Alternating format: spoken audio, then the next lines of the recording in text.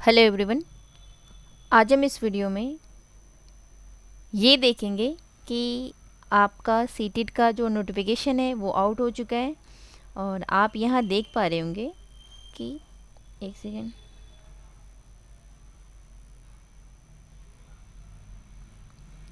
8 फरवरी 2026 को संडे के दिन पेपर फर्स्ट एंड आपका पेपर सेकंड दोनों होगा।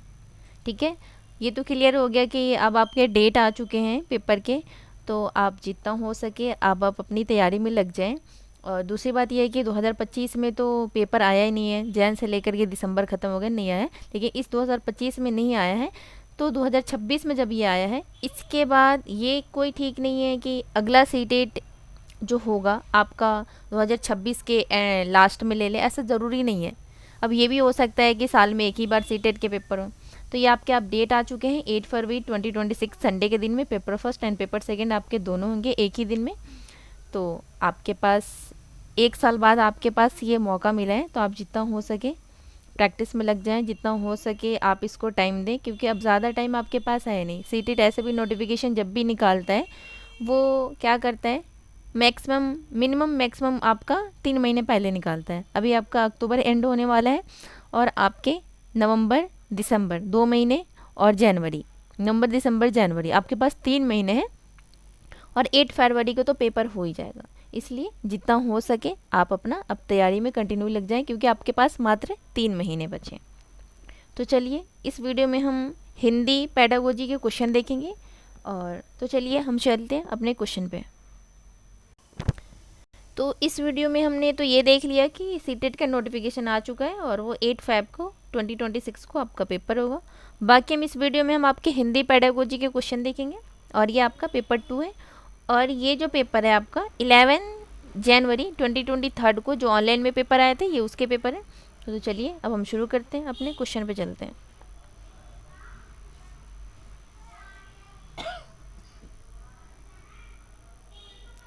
हाँ, अब यहाँ से आपका ये आपका पेपर फर्स्ट है, हिंदी का पेपर फर्स्ट है। आप यहाँ देख पा रहे होंगे लैंग्वेज फर्स्ट है, पेपर 2 का लैंग्वेज फर्स्ट है। तो चलिए शुरू करते हैं। क्वेश्चन नंबर फर्स्ट देखते हैं। क्वेश्चन नंबर फर्स्ट आपका कहता है कक्षा 7 जब भी आप पेपर सेकंड के क्वेश्चन सॉल्व करेंगे तो आप इस बात का ध्यान रखेंगे कि 6 to 8 का बच्चे को ध्यान में रखते हुए आप आंसर करेंगे। और जब पेपर फर्स्ट का अगर आप पेपर दे रहे हैं तो आप 1 to 5 को ध्यान में रखते हुए सॉल्व करेंगे।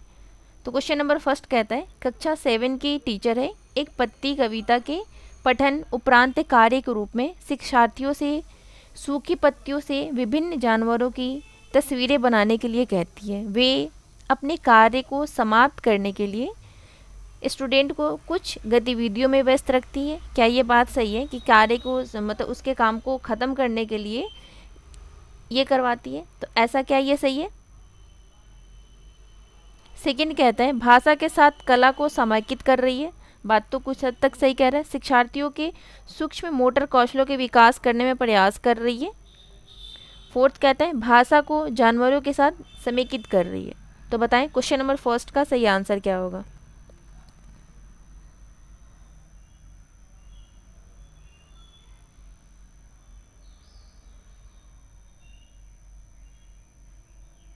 तो इसका जो सही आंसर हो जाएगा option number second is the right answer. ये क्या कर रही है, तो लैंग्वेज के साथ आर्ट को, मतलब लैंग्वेज एंड आर्ट को ऐड करके बढ़ा रही है, मतलब भाषा के साथ कला को समेकित कर रही है। Option number second is the right answer. Next question पे चलते हैं।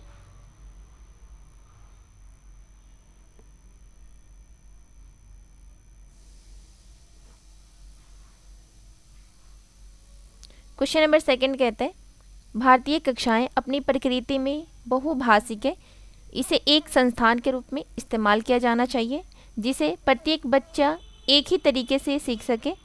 क्या प्रत्येक बच्चा एक ही तरह से सीख सकता है? तो बिल्कुल नहीं सीख सकता है, तो इसलिए आपका फर्स्ट गलत हो जाएगा। सेकंड देखते हैं, बच्चे सभी भाषाओं से परिचित हो सके, शिक्षक विभिन्न भाषाओं में निपुणता प्राप्त कर सके, प्रत्येक बच्चा सुरक्षित और स्वीकृति महसूस कर सके। तो बताएं इसका सही आंसर क्या होगा क्वेश्चन नंबर सेकंड का?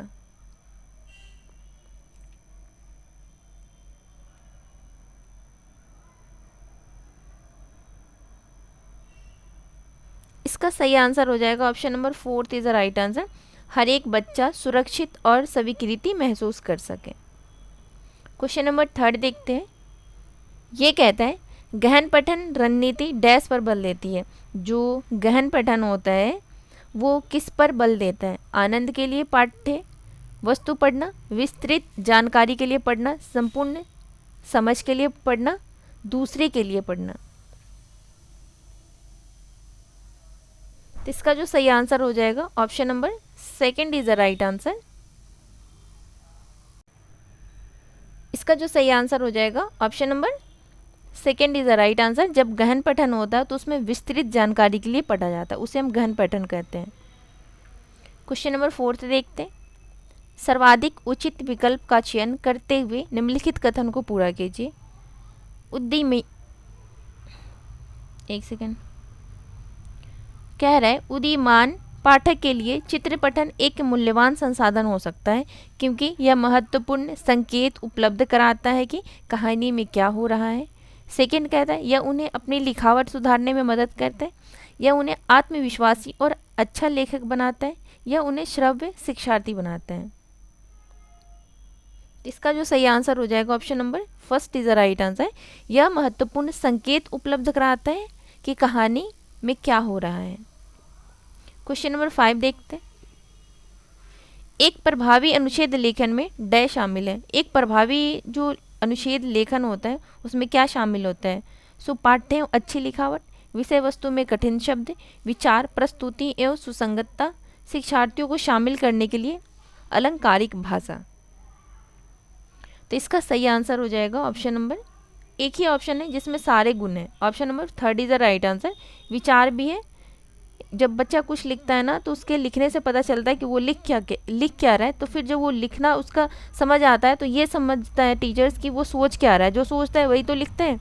विचार आ जाएगा, प्रस्तुति आ जाएगा और सुसंगतता आ जाएगा। क्वेश्चन नंबर 6 कहता है छोटे बच्चे किसी भी सतह पर पेंसिल या मोमी रंगों को आगे पीछे घुमाना पसंद करता है, यह क्या कहलाता है? स्ववर्तनी लेखन, समसामयिक लेखन, आड़ी तिरछी रेखाएं, जिग जैग लेखन। तो इसका जो सही आंसर हो जाएगा option number 3 is the right answer, आड़ी तिरछी रेखाएं। क्वेश्चन नंबर 7 देखते हैं। समग्र भाषा से तात्पर्य है, मतलब समग्र भाषा से क्या तात्पर्य है? शब्दों को अक्षरों में तोड़ना और अक्षरों का संयोजन, अक्षर ध्वनि संबंध स्थापित करना, शब्दों को भाषा के समग्र टुकड़ों के रूप में समझना, ध्वनि विज्ञान पर ध्यान केंद्रित करना। तो इसका सही आंसर हो जाएगा जो समग्र भाषा से तात्पर्य है कि शब्दों को भाषा के समग्र टुकड़ों के रूप में समझना, option number 3 is the right answer. Question number 8 देखते हैं। एक शिक्षिका, एक टीचर लक्ष्य भाषा के शिक्षण के लिए बच्चों की मातृभाषा को अनुदेशन का माध्यम बनाती है। वह डैश का प्रयोग कर रही है। व्याकरण अनुवाद पद्धति, प्रत्यक्ष पद्धति, संरचना उपागम या संप्रेषण परक उपागम। तो इसका सही आंसर हो जाएगा option number 1 is the right answer, व्याकरण अनुवाद पद्धति। क्वेश्चन नंबर 9 देखते हैं।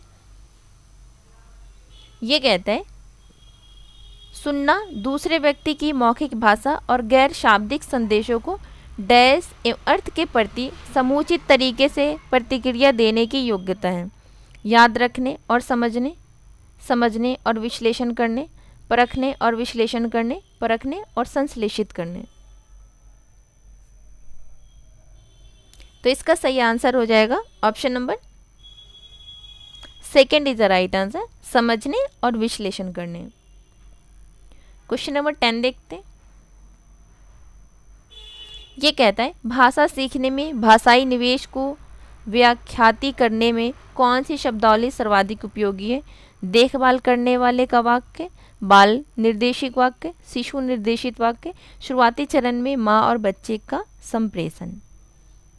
तो इसका जो सही आंसर हो जाएगा option number 1 is the right answer. भाषा सीखने में भाषाई निवेश को व्याख्याति करने में कौन सी शब्दावली सर्वाधिक उपयोगी है? तो देखभाल करने वाली का वाक्य। क्वेश्चन नंबर 11 देखते हैं। यदि एक बच्चा अपने शुरुआती वर्षों में एक ऐसे परिवेश में रहता है जहाँ भाषा का बहुत कम या कोई भी खुलासा नहीं है, उसका भाषा विकास सीमित है, निम्नलिखित में से कौन से उपयुक्त कथन का समर्थन करता है? फर्स्ट कहता है वाक्य संरचना की समस्या, भाषा के अर्थ की समस्या, विकास की संवेदनशील अवधि, सहज परिज्ञावाद। तो इसका सही आंसर हो जाएगा option number third is the right answer, विकास की संवेदनशील अवधि। क्वेश्चन नंबर 12 देखते हैं। ये कहता है निम्नलिखित में से कौन सा पठन का उपकौशल नहीं है? मतलब पठन का जो उपकौशल नहीं है वो क्या है? संबंध बनाना, अनुमान लगाना, लिपिबद्ध करना और बोधन।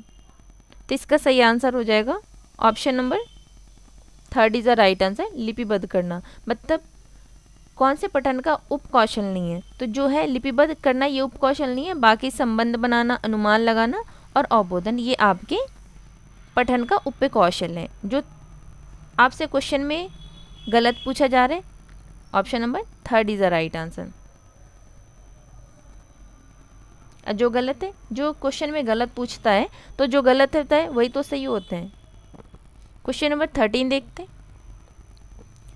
ये कहता है एक शिक्षक इस बात में विश्वास करता है कि बच्चों के अधिकाधिक बोधगम्य में निवेश दिए जाने चाहिए क्योंकि वह भाषा अर्जन को सुगम बनाता है। शिक्षक का यह विश्वास डैश से संबंधित है। फर्स्ट कहता है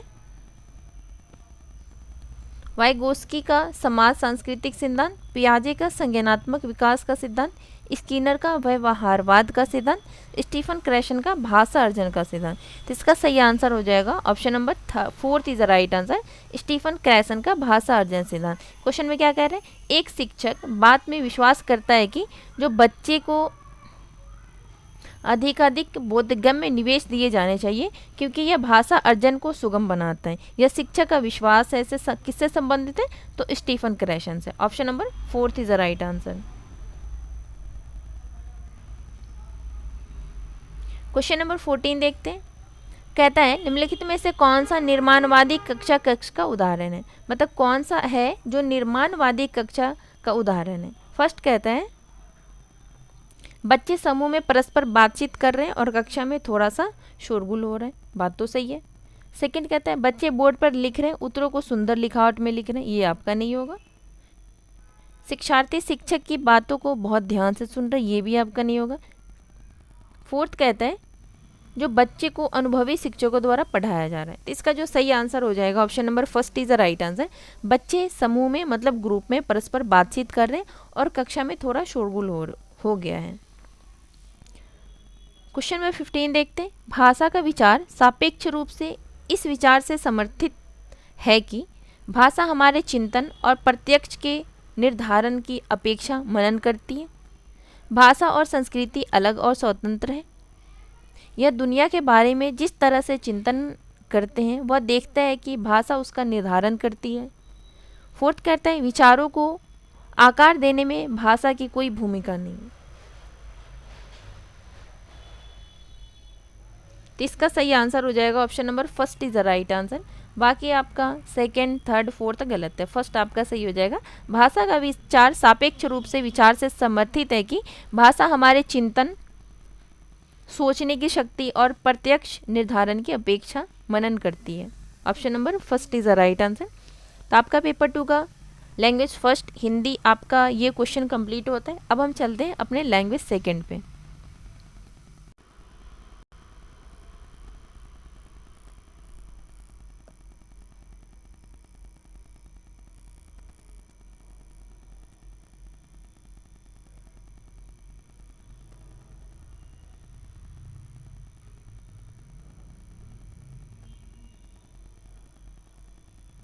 यहाँ से आपके पेपर 2 के लैंग्वेज 2 के पेडागोजी शुरू होते हैं। चलिए हम क्वेश्चन नंबर फर्स्ट देखते हैं।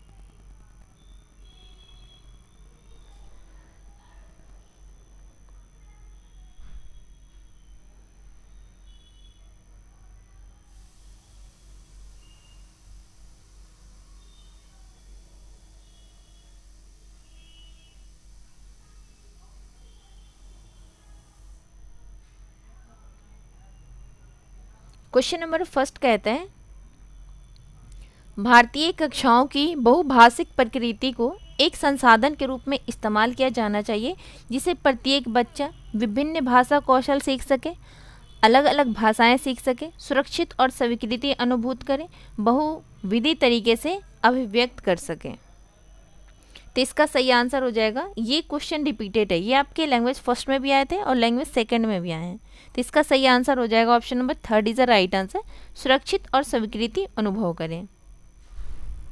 क्वेश्चन नंबर सेकंड देखते हैं, कहता है निम्नलिखित में से कौन सा पठन के लिए सर्वाधिक उपयुक्त है, मतलब कौन सा है जो पढ़ने के लिए सबसे सर्वाधिक उपयुक्त है। फर्स्ट कहते हैं पठन संकेतों की डिकोडिंग मात्र है, पठन पाठ्य वस्तु को सही तरीके से उचित करना है, पठन पाठ्य वस्तु का अवबोधन है, पठन पाठ्य वस्तु की वर्तनी को याद करना है। याद करने की तो बात ही नहीं है। तो इसका सही आंसर हो जाएगा option number third is the right answer, जो पठन है पाठ्य वस्तु का अवबोधन है। क्वेश्चन नंबर थर्ड कहता है निम्नलिखित में से कौन सी विस्तृत पठन की तकनीक नहीं है, मतलब जो नहीं है वही आपका सही होगा। मतलब जहाँ क्वेश्चन में आपसे ये पूछे नहीं है तो जो गलत है वही आपका सही हो जाएगा, क्योंकि पूछा ही गलत है। फर्स्ट कहता है स्कीमिंग, स्कैनिंग, संवेद पठन, मौन पठन। तो इसका सही आंसर हो जाएगा option number third is the right answer, संवेद पठन। ये आपका गलत है और जो गलत है वही सही है। क्वेश्चन नंबर फोर्थ देखते हैं, ये कहता है मुक्त लेखन लेखकों के लिए सहायक है, क्योंकि जो मुक्त लेखन है वो लेखकों के लिए सहायक है। और वो कैसे सहायक है? फर्स्ट कहता है यह संपादन में मदद करता है, या लेखन के लिए विचार देता है, या पाठ्य सामग्री के अंतिम निर्धारण में लाभदायक है, या प्रूफ पढ़ने में मदद करता है। तो इसका सही आंसर हो जाएगा option number second is the right answer, यह लिखने के लिए विचार देता है। क्वेश्चन नंबर 5 देखते हैं, लेखन प्रक्रिया में कुछ मानस मानचित्रण डैश के दौरान एक बेहतर रणनीति हो सकती है। समीक्षा करने, मसौदा तैयार करने, लेखन पूर्व या अंतिम निर्धारण करने। तो इसका सही आंसर हो जाएगा option number third is the right answer, लेखन पूर्व। क्वेश्चन नंबर 6 देखते हैं, ये कहता है एक टीचर भाषा की कक्षा में, मतलब एक टीचर लैंग्वेज के क्लासरूम में बच्चों के वास्तविक जीवन की स्थितियों का प्रयोग करती है, ये तो सही काम कर रही है, और उन्हें लक्ष्य भाषा बोलने के लिए अभिप्रेरित भी करती है। वो किसका प्रयोग कर रही है? संप्रेषण उपागम, संप्रेषण परक उपागम, संरचना परक उपागम, श्रव्य भाषिक पद्धति, व्याकरण अनुवाद पद्धति। तो इसका सही आंसर हो जाएगा option number first is the right answer, संप्रेषण परक उपागम। क्वेश्चन नंबर 7 देखते हैं, यह दृष्टिकोण की भाषा हमारे विचार को आकार देती है। उदाहरण के लिए हम दुनिया के बारे में जिस तरह से चिंतित करते हैं और देखते हैं, भाषा उसका निर्धारण करती है। डैश से संबंधित है, तो वो किससे संबंधित है? भाषिक सापेक्षता, भाषा का समाजीकरण, स्टीफन क्रैशन का सिद्धांत, स्पीर वोर्फ की प्राकल्पना। तो इसका जो सही आंसर हो जाएगा option number fourth is the right answer.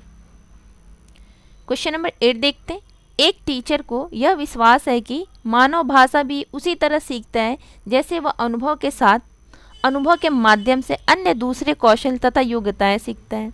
वे किस सिद्धांतवादी के विचार से सहमत हैं? पियाजे, चॉम्स्की, स्कीनर, वाइगोस्की। तो इसका सही आंसर हो जाएगा option number third is the right answer, Skinner. Question number 9 देखते हैं, बच्चे की पूर्व भाषिक अवस्था की विशेषता है रोना, कूकना, बबलाना, एक शब्द बोलना, दो शब्द बोलना, तारे शैली वाक्य। इसका सही आंसर हो जाएगा option number first is the right answer, रोना, कूकना, बबलाना। क्वेश्चन नंबर 10 देखते हैं, हमारे शरीर की भाव भंगिमा, हाव भाव और देखने का जो तरीका डैश के किसके उदाहरण होते हैं? संकेत के, अशाब्दिक व्यवहार, शाब्दिक व्यवहार, कंप्यूटर मध्यस्थ संप्रेषण। तो इसका सही आंसर हो जाएगा option number second is the right answer, अशाब्दिक व्यवहार। क्वेश्चन नंबर 11 देखते हैं। सभी भाषाओं में नियमों की व्यवस्था होती है जो बोलने वालों को शब्दों को जोड़ने और अर्थ प्रेषित करने में मदद करती है। नियमों की जो यह व्यवस्था है क्या? वाक्य संरचना है, व्याकरण है, या संकेत है, या अर्थ है? तो इसका जो सही आंसर हो जाएगा option number second is the right answer, व्याकरण। क्वेश्चन नंबर 12 देखते हैं। एक टीचर बच्चे को दो दो के जोड़े में बैठने के लिए कहती है। वह उन्हें एक चित्र देती है और उन्हें अपने साथी के साथ उस चित्र के बारे में अपनी राय साझा करने के लिए कहती है। शिक्षक द्वारा प्रयुक्त यह रणनीति क्या है? समवयस्क अंतःक्रिया, समूह अंतःक्रिया, शिक्षक सुसाध्य सीखना, परियोजना कार्य। तो इसका सही आंसर हो जाएगा, ये तो परियोजना कार्य भी नहीं है, इसमें शिक्षक सुसाध्य की बात भी नहीं हो रही है, ये समूह अंतःक्रिया नहीं, ये क्या है? तो सम्यक अंतःक्रिया। Option number first is the right answer. Question number 13 देखते हैं। ये कहता है डिस्ग्राफिया सीखने की अक्षमता है जो प्रभावित करती है। वाक्य ध्वनियों की पहचान को जो पठन में समस्या उत्पन्न करती है। चलन एवं समन्वय, लिखावट एवं सूक्ष्म मोटर कौशल, संप्रेषण। तो जो आप इस बात से याद रखेंगे, इस टाइप के क्वेश्चन तो आपके एक तो 100% एक नंबर के तो आएंगे। Dysgraphia, dyslexia, dyscalculia, dysphagia. तो इसका जो जहाँ डिस्ग्राफिया आएगा ना, आप ऐसे याद करेंगे डिस्ग्राफिया। ग्राफ मतलब लिखना होता है, आपको ग्राफ बनाना तो उसमें आपको पेन पेंसिल का इस्तेमाल करना होता है। तो जहाँ आपका ग्राफिया आ जाएगा वो आपका लिखने से रिलेटेड होगा। तो इसका जो सही आंसर हो जाएगा option number third is the right answer, लिखावट और सूक्ष्म मोटर कौशल। डिस्ग्राफिया यहाँ है, डिस्ग्राफिया सीखने की जो अक्षमता है जो प्रभावित करती है, तो लिखावट और सूक्ष्म मोटर कौशल को प्रभावित करती है। जहाँ कैलकुलिया आएगा, डिसकैलकुलिया, तो जो कैलकुलिया आता है ना वह कैलकुलेशन से रिलेटेड होता है, उस बच्चे को मैथ्स में प्रॉब्लम होगी। क्वेश्चन नंबर 14 देखते हैं। कहता है लेखन उपागम की प्रक्रिया में लिखने से पहले मस्तिष्क आलोड़न महत्वपूर्ण है क्योंकि मसौदे के संशोधन के लिए यह एक मुख्य रणनीति है। यह संपादन में मदद करता है, यह चिंतन को उद्दीप्त करती है, यह पुनर्लेखन में मदद करती है। तो इसका सही आंसर हो जाएगा ऑप्शन नंबर, लेखन उपागम की जो प्रक्रिया है, लिखने से पहले मस्तिष्क आलोड़न महत्वपूर्ण है क्योंकि यह चिंतन को उद्दीप्त करती है। Option number third is the right answer. आज का लास्ट क्वेश्चन, क्वेश्चन नंबर 15 देखते हैं। कहता है मौखिक अभिव्यक्ति में भाषा की यांत्रिकी में शामिल है उच्चारण, व्याकरण और शब्द भंडार, लिखित लिपि अथवा शब्द, भाषा प्रयोग के सामाजिक एवं सांस्कृतिक नियम, प्रवाहपूर्ण बोलना। तो इसका सही आंसर हो जाएगा option number first is the right answer, उच्चारण, व्याकरण और शब्द भंडार। तो इस वीडियो में हमने पेपर 2 के language first and language second दोनों के पेडागोजी करें। आई होप कि आपको ये वीडियो पसंद आएगी और आप इस वीडियो को ज़रूर देखें, जितना हो सके आप प्रैक्टिस ज़रूर करें क्योंकि अब आपको बिल्कुल देरी नहीं करना है। सिर्फ आपके पास 3 महीने हैं और ऐसे निकल जाएंगे ना, पता नहीं चलेगा। इसलिए आप प्रैक्टिस ज़रूर करें। आपका जो भी पहले तो पूरे सिलेबस कंप्लीट करें और साथ में एक प्रैक्टिस सेट तो रोज़ लगाएं। और प्रैक्टिस क्या करना है, जो भी करना है प्रीवियस ईयर करना है, इधर उधर नहीं करना है। जो भी करना है PYQ आपको करना है। चलिए मिलते हैं नेक्स्ट वीडियो में। वीडियो को लाइक करें, शेयर करें, चैनल पर नए तो चैनल को सब्सक्राइब जरूर करें। Thank you.